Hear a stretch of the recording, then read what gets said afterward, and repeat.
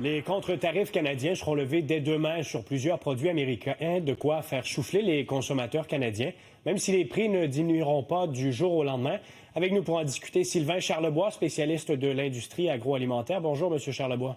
Bonjour. Alors, cette décision de lever les contre-tarifs, c'est la bonne chose à faire?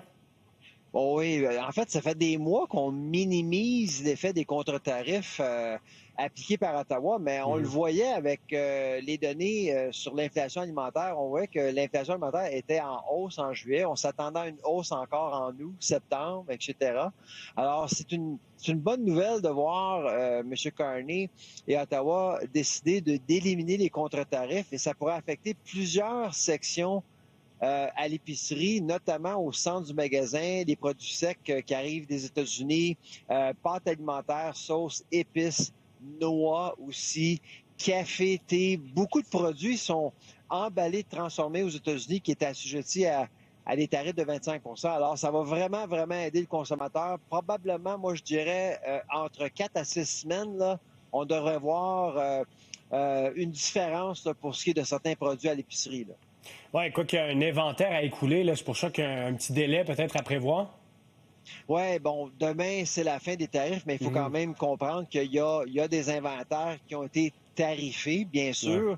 Mais là, évidemment, les épiciers commencent à acheter des produits qui ne seront pas tarifés à partir de demain.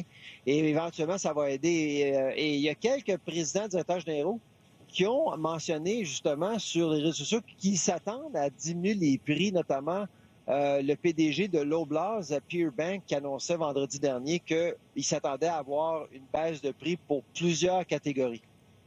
Si les marges sont déjà minces pour les épiciers, est-ce qu'il faut demeurer prudent sur la baisse réelle des prix? Est-ce qu'on va la sentir réellement? Bon, il y a deux choses. D'abord, je pense qu'on a sous-estimé l'impact des tarifs sur les produits alimentaires parce qu'on a affaire à des marges extrêmement minces. Donc, l'impact était pratiquement soudain. Et on le vend à l'épicerie. Donc ça, c'est une bonne nouvelle. Bon, pour ce qui est des diminutions, ça reste à voir. Le temps va le dire. Espérons que les épiciers vont être de bonne foi et on va diminuer justement de façon significative les prix. Mais seul le temps nous le dira. Bon, on contrôle ce que l'on peut contrôler actuellement en retirant ces contre-tarifs. On ne peut pas décider de ce que fait l'administration de Donald Trump. Dans demeure, il y a des droits de douane de 35 % qui sont toujours imposés par Washington sur les produits canadiens. L'impact, il reste là, pour les entreprises d'ici. Bien, ça fait mal parce que là, actuellement, il y a beaucoup d'entreprises québécoises qui ont des comptes majeurs aux États-Unis. Avec le 35 %, bien, il y a plusieurs entreprises qui perdent leurs clients, malheureusement, parce qu'avec un 35 % ils ne sont plus compétitifs. Bien sûr, ça va avoir un impact sur nous. Pourquoi? Parce que il y a plusieurs entreprises qui vont devoir rentabiliser leurs opérations. C'est pas en diminuant les prix ici, là. On risque de voir les prix augmenter pour les produits locaux en raison de ce qui se passe aux États-Unis, malheureusement. Donc, d'un côté, les contre-tarifs, l'élimination des contre-tarifs à Ottawa va aider, mais le fait qu'il y ait un 35 % aux États-Unis va peut-être pénaliser plusieurs produits locaux. Mais est-ce qu'il y a une sorte de faux sentiment de sécurité parce que on révèle, entre autres, que plus de 90 % des exportations canadiennes vers les États-Unis sont exemptées actuellement. Je répète, donc, est-ce qu'il y a cette sorte de faux sentiment de sécurité qui s'est installé, peut-être? C'est une très bonne question parce qu'on parle beaucoup d'exemption, mais dans les faits, lorsqu'on parle aux entreprises, on voit qu'il n'y a pas tant d'exceptions là. On vient justement de voir la fin de la clause de minimus vendredi dernier. Donc, tout ce qui est acheminé aux États-Unis est assujetti à des tarifs à moins qu'on suit les règles. Et ça, c'est la clé. Si on suit les règles, si on a tous les documents en main, et ça vient qu'à coûter cher.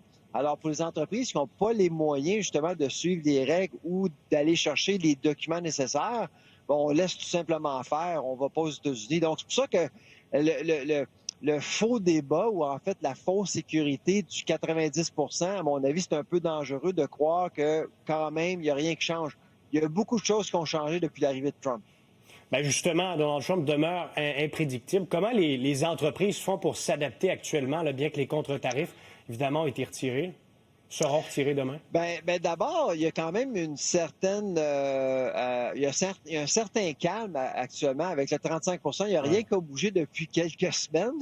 C'est quand même C'est quand même pas rien là, avec Ouais. M. Trump.